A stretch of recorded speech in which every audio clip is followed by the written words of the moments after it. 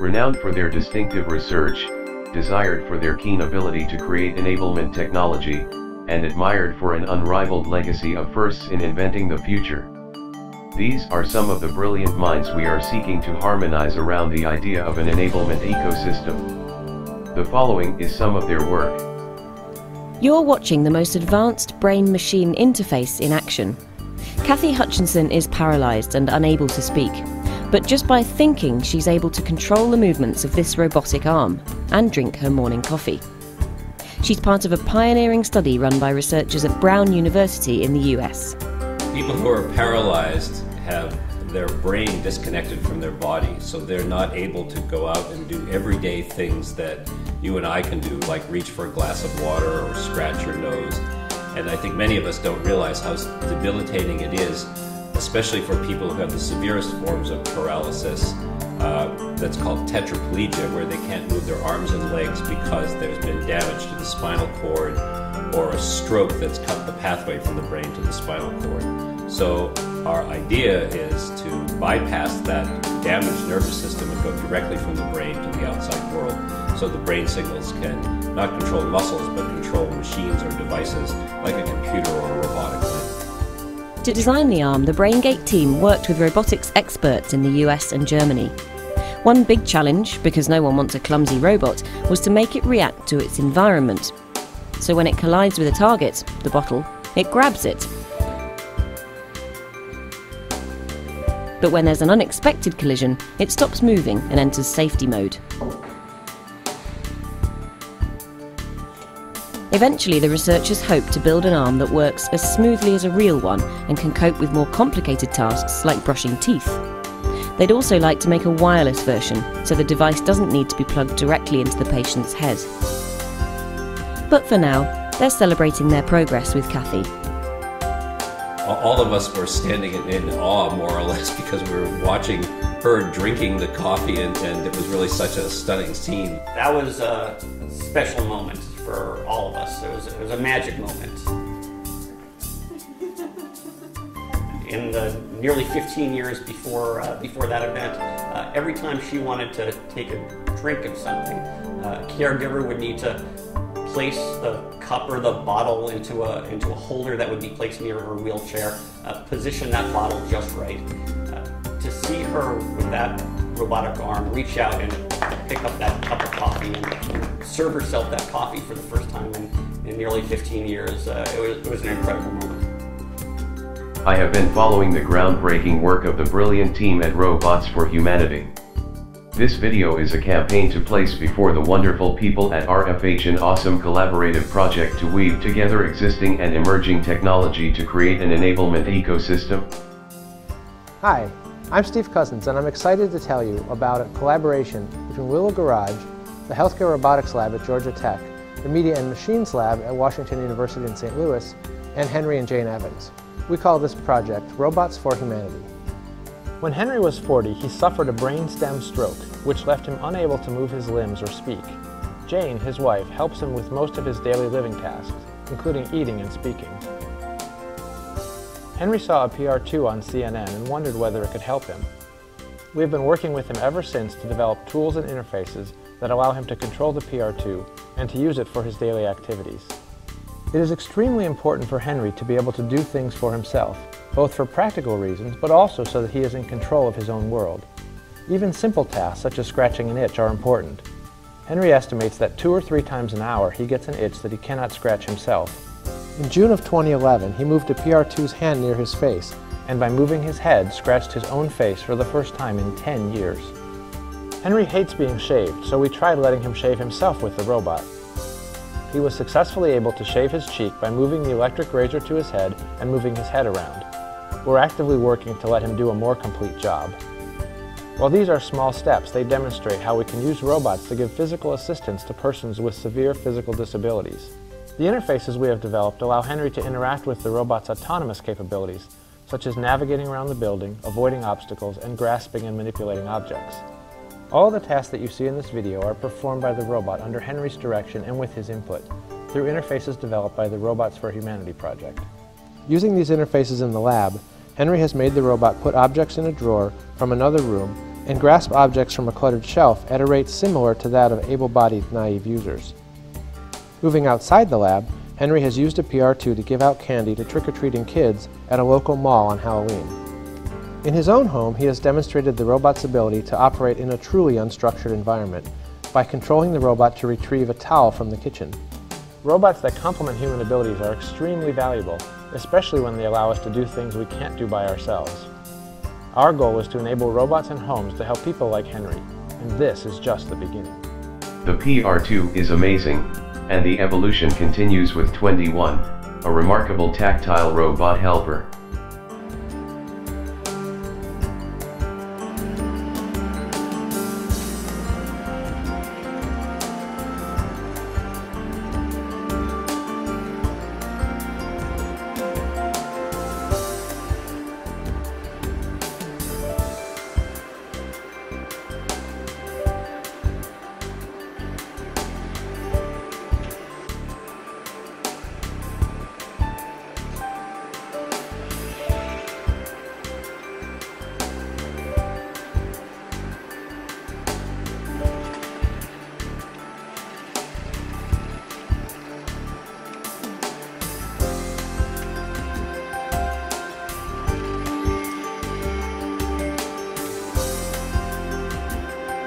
The PR2 is amazing.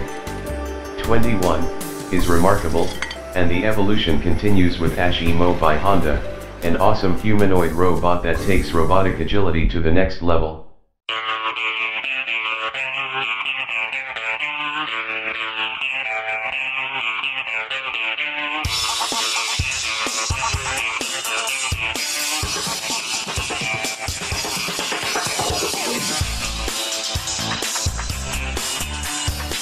I thought it was amazing. I've never seen anything like that. Going up and down the steps was very cool, because that I would think would be really hard, especially going back down the steps. That was cool. See it this close and how fluid it is insane. It's pretty insane. I felt almost an emotional connection with it. Almost immediately, I could see how, you know, humans could definitely get attached on that level. I thought it was a wonderful piece of technology. The advancements only seem to have gone further from the original. Just the capability of him is outstanding. For a minute there, like, you just wonder if there's actually somebody inside that thing, you know? I mean, to see a robot get the movement in his arms and shoulders and all the joints you would expect a human to have, so it was pretty impressive. Yeah, I did not know robots could do that kind of stuff. Osmo was awesome. Osmo was awesome, yeah, it was incredible. He's awesome. He is. I think everybody should have one.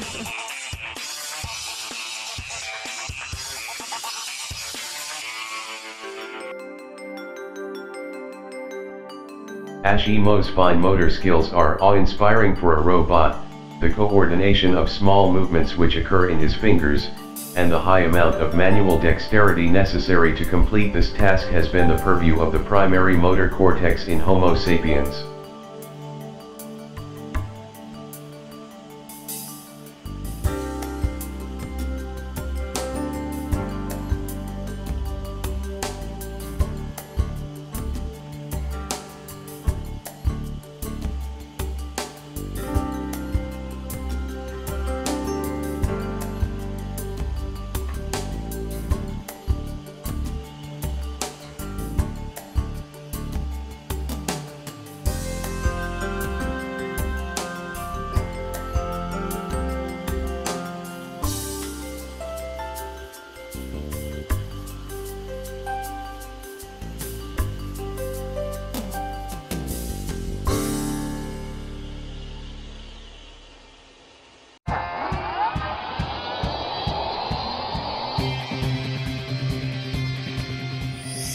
Don't you think it would be convenient and helpful if air conditioning automatically came on when you think the room is too warm without needing to use a remote control?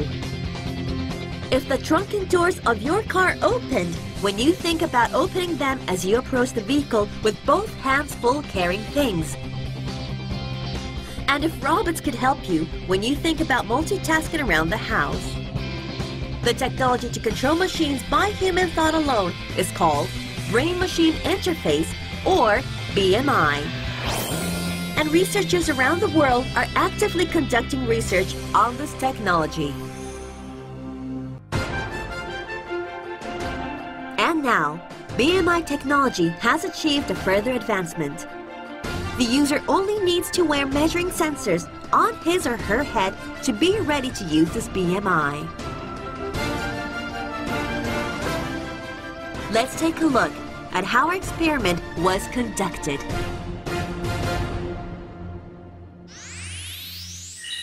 For this experiment, new BMI was used to control Ashimo, Honda's humanoid robot. One of the participants in this experiment picks one of the 4 cards and shows it only to the user.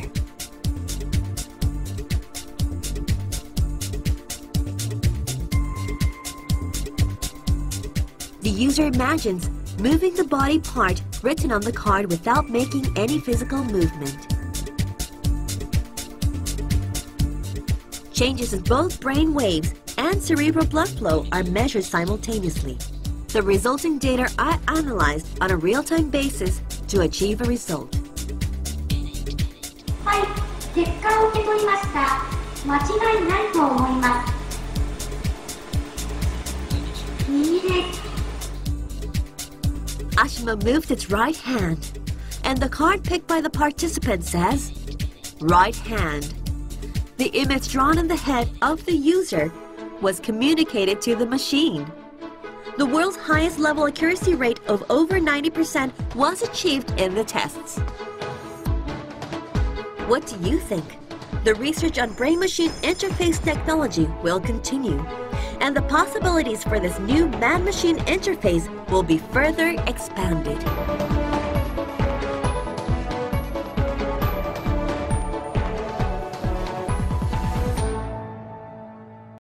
Brain-machine interface technology is an awesome technology, but the interface is too hulking for comfortable usage. What is needed is a slimmed-down version.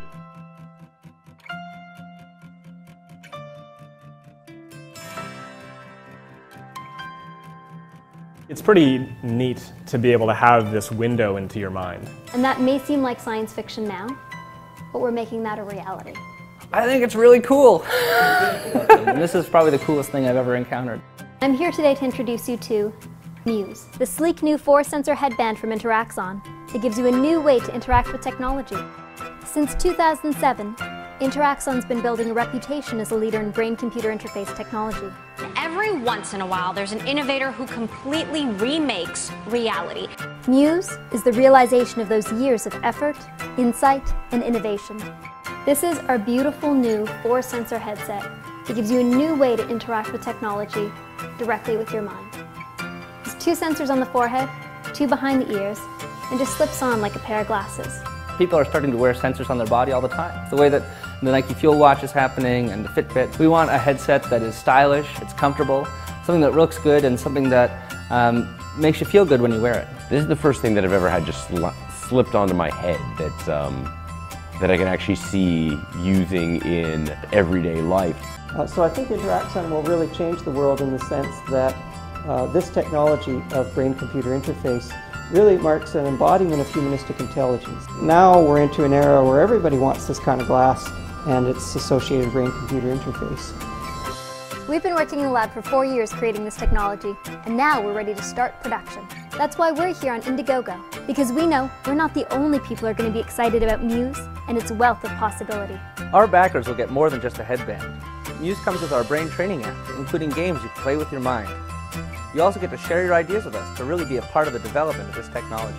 We're going to give them early access to our SDK. They'll get support from us to try to use it for their projects and their integrations. The real excitement of getting this out into the world in the hands of people who are creative and have the ability to build things is, I can't imagine what people are going to do with this. Your technology will know what's on your mind, and it'll respond. And that may seem like science fiction now, but we're making that a reality. It's just mind-blowing. It's the most exciting thing I've ever done. Thank you so much for helping us bring this to life.